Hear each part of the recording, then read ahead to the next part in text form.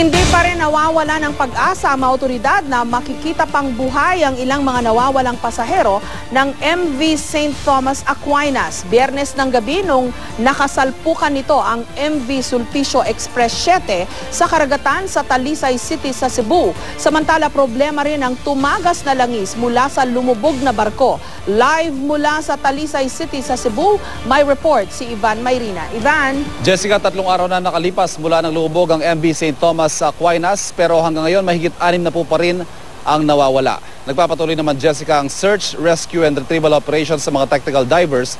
Sa hinalang marami sa kanila mga hinahanap ay nasa loob ng lumubog na barko. Sumama tayo, Jessica, kanina sa retrieval operations ng Philippine Navy at narito ang aking report. Lord God, sumasamo po kami sa iyo. Bago ang kanilang mapanganib na search and rescue mission sa MV St. Thomas Aquinas, nagdasal muna ang grupong ito ng technical divers ng Philippine Navy.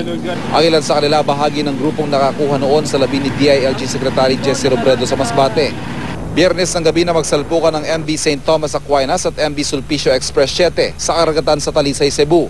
Isa sa mga pinakamahirap na trabaho ito sapagkat ito papasok ka sa loob. Hindi mo alam kung ano ang nandun sa loob. Maraming mga obstructions.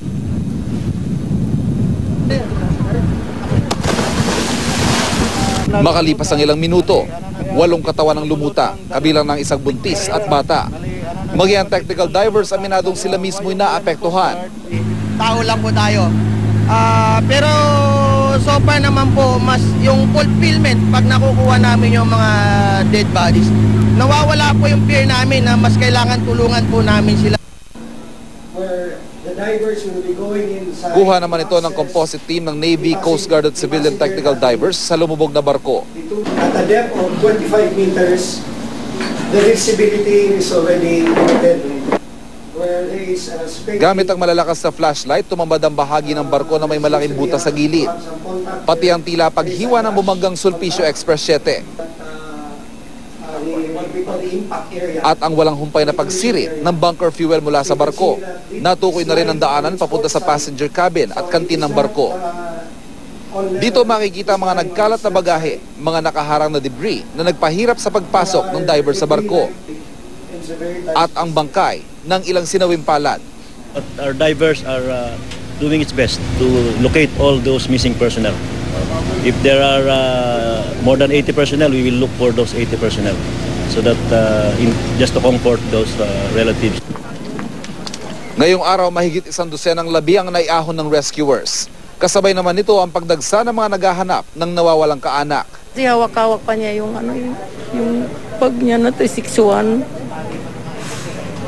Yun yung binigay sa sa arki team. Kung magkaisa lang sana gusto kong paparusahan yung Sulpicio na bumangga ng barko. Ang Philippines Pan Asia Carrier Corporation na dating Sulpicio Lines at may-ari ng MV Sulpicio Express 7 nagsasagawa na raw ng sariling investigasyon. Tumutulong din umano sila sa paghahanap ng mga biktima. Pero ang investigasyon ng mga otoridad ipinagpaliban muna habang isinasagawa pa ang search and rescue operations. Samantala, kitang-kita sa aerial survey ng Incident Management Team ang malawak na oil slick na tumagas mula sa lumubog na MV St. Thomas Aquinas. Ang pinakanapinsala ang bayan ng Cordova ayon kay Cebu Governor Junjun Davide.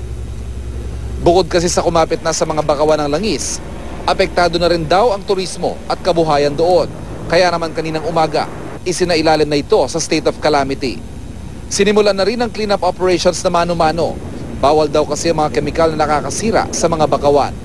Sa tala ng lokal na pamahalaan, nasa 5,000 mangingisda ng apektado. Humihingi naman ng donasyon ng balahibo ng manok, buhok ng tao, bunot ng mais, at iba pang bagay na maaring sumipsip sa langis. Ayon sa isang sea marshal ng Aquinas, papasok sila sa pantalan ng Cebu nang banggain ng papalabas sa mga Sulpicio.